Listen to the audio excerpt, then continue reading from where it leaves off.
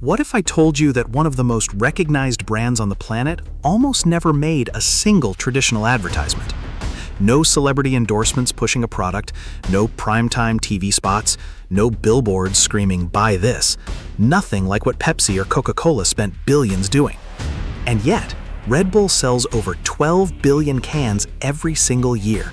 It controls nearly half of the entire global energy drink market, and it's worth an estimated $20 billion. So how did a small Austrian company, selling a drink that nutritionists questioned and health regulators banned in some countries, become one of the most powerful brands in the world? The answer will completely change how you think about marketing, business, and what it actually means to sell something. Here's something most people don't know about Red Bull. When Dietrich Mateschitz first tried to bring the drink to market, every single market research study came back negative. Every one. The taste scored poorly, the name was strange, the packaging was odd, the price was nearly double what other soft drinks cost. Focus groups hated it. Professional consultants told him to walk away. And Mateschitz, an Austrian marketing executive who had never built a company in his life, decided to do it anyway. That decision, made in 1984, would eventually create one of the greatest marketing machines in the history of business. Not because Red Bull followed the rules, but because it threw them out entirely. This is the story of how Red Bull built a $20 billion empire by doing almost everything differently. To understand Red Bull, you have to go back to 1982. Dietrich Mateschitz was a 38-year-old marketing director for a German toothpaste company called Blendax. He was good at his job, but he was far from a billionaire. He was just a guy who traveled a lot for work.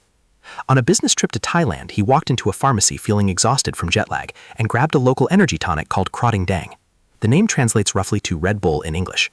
Within an hour, his jet lag was gone. He was fascinated, not just by how the drink made him feel, but by what he saw around him.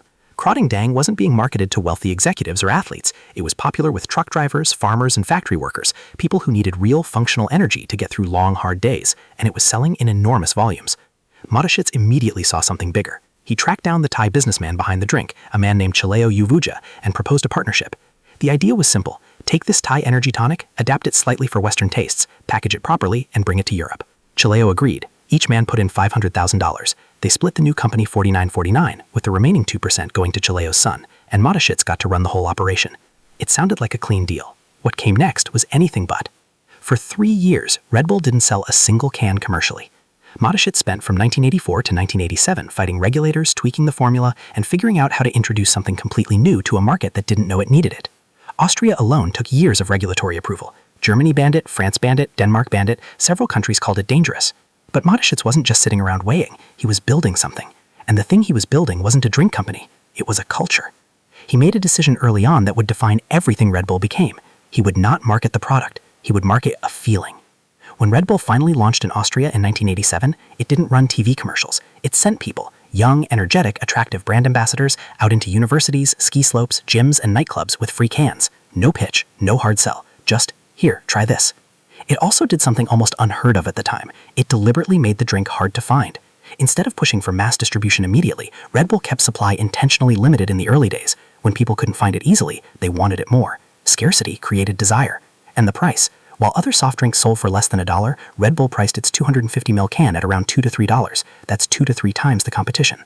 Most companies would see that as a barrier. Mateschitz saw it as positioning. A high price told the customer before they even tasted it that this was something different, something premium, something worth paying for. By 1992, Red Bull had expanded across Europe. By 1997, it entered the United States market. And that's when the real story begins.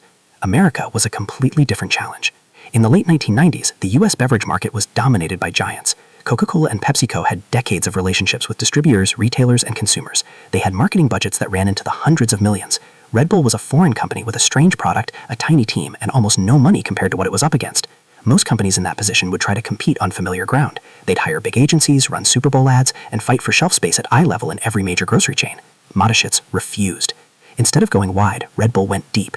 It identified specific subcultures, extreme sports, nightlife, college campuses, underground music scenes, and buried itself inside them. Not as a sponsor on a banner, but as a genuine participant. In 1988, before the US launch, Red Bull had already begun sponsoring extreme sports athletes, not famous ones, unknown ones, kids doing flips on BMX bikes in parking lots, snowboarders hiking up mountains nobody was filming, cliff divers in places most people had never heard of. Red Bull didn't just write them checks, it built their careers. It gave them the resources to do bigger, more dangerous, more spectacular things. And in return, those athletes became walking, jumping, flying advertisements for a brand that never once told you to buy their drink. This was the turning point. Red Bull wasn't just selling energy, it was producing content. Real, thrilling, jaw-dropping content that people actually wanted to watch. By 2000, Red Bull had sold over 1 billion cans worldwide. Revenue was climbing toward $1 billion annually, and the company had barely run a traditional ad. But building an empire that fast, that unconventionally, comes with serious problems. Red Bull's first major stumble came in the early 2000s when it tried to expand its product line. It launched Red Bull Cola in 2008. The idea was simple: take the brand equity, apply it to a new product, capture more market share. It was nearly a complete failure. Red Bull Cola never gained meaningful traction. It sat awkwardly between Red Bull's ultra-premium positioning and the established giants like Coke and Pepsi. Consumers didn't understand what it was supposed to be. Was it a health drink, a premium soda, an energy drink alternative? It was none of those things convincingly. The product quietly faded from most markets within a few years, representing hundreds of millions in wasted investment. There was also the distribution crisis in the early years. Because Red Bull built its own independent distribution network rather than partnering with the big beverage distributors, it had enormous control, but also enormous vulnerability. In certain markets, when that independent network struggled, Red Bull had no safety net. There were regions where product simply wasn't available when demand spiked. And then there was the health controversy. As Red Bull grew, so did the scrutiny. Studies emerged questioning the effects of high caffeine and touring consumption. Cases of hospitalizations, some involving Red Bull mixed with alcohol, made headlines. France banned it until 2008. Several countries still restrict it. Red Bull's response was interesting. It didn't fight publicly. It didn't launch a PR blitz. It quietly moderated certain claims, adjusted marketing in sensitive markets, and let the product's track record speak over time. Whether you admire that strategy or not, it worked. The controversy faded. The brand survived. But the biggest mistake of all, Red Bull almost didn't make it past the 1990s financially. In the early years, the company was hemorrhaging cash, building a global distribution network from scratch, funding extreme sports events, producing content, expanding into new markets simultaneously. All of it cost more than the revenue coming in. For several years, Mateschitz funded the company's losses personally. He later admitted that Red Bull came very close to running out of money entirely more than once. Most entrepreneurs would have sold. Most investors would have pulled out. He didn't. 2012 changed everything. On October 14th of that year, a man named Felix Baumgartner stood on the edge of a capsule 128,100 feet above the Earth. That's 24 miles up, at the edge of space, wearing a pressurized suit, and jumped. He broke the sound barrier with his body. He became the first human to do so in freefall. He fell for 4 minutes and 19 seconds before opening his parachute. Over 8 million people watched it live on YouTube. That was a world record for a live stream at the time. Another 40 million watched replays in the days that followed. Media coverage was estimated at the equivalent of hundreds of millions of dollars in earned advertising.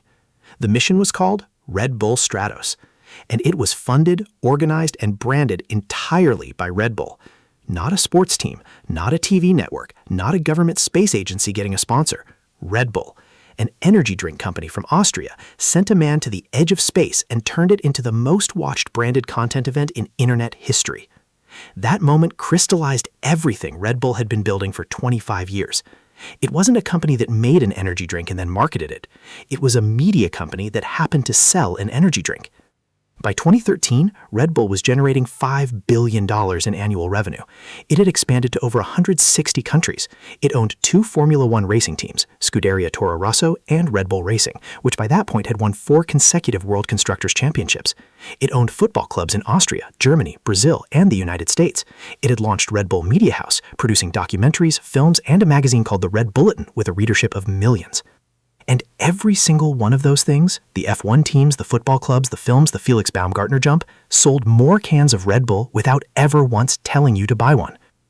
Today, Red Bull employs over 15,000 people. It sells 12 billion cans a year.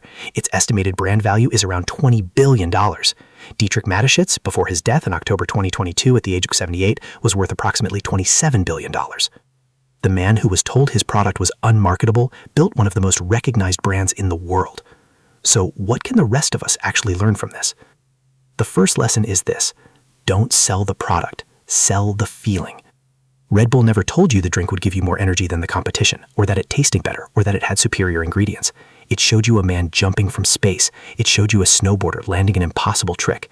It said without ever saying a word, this is what it feels like to push past your limits. And people bought the can because they wanted to feel that way too. The second lesson, be willing to be misunderstood early. Every piece of conventional wisdom in 1987 said Red Bull would fail. The taste tests, the focus groups, the price point, the market research, all of it pointed away from success. Mateschitz ignored it. Not recklessly, he spent 3 years preparing before launch, but with conviction. If you wait for the world to confirm your idea is good before you pursue it, someone else will pursue it first. The third lesson, own your distribution. Red Bull's independent distribution network was painful and expensive to build, but it gave the company something no amount of money could easily buy later: control. When you control how your product reaches the customer, you control the entire experience. That's worth more in the long run than the short-term savings of outsourcing it.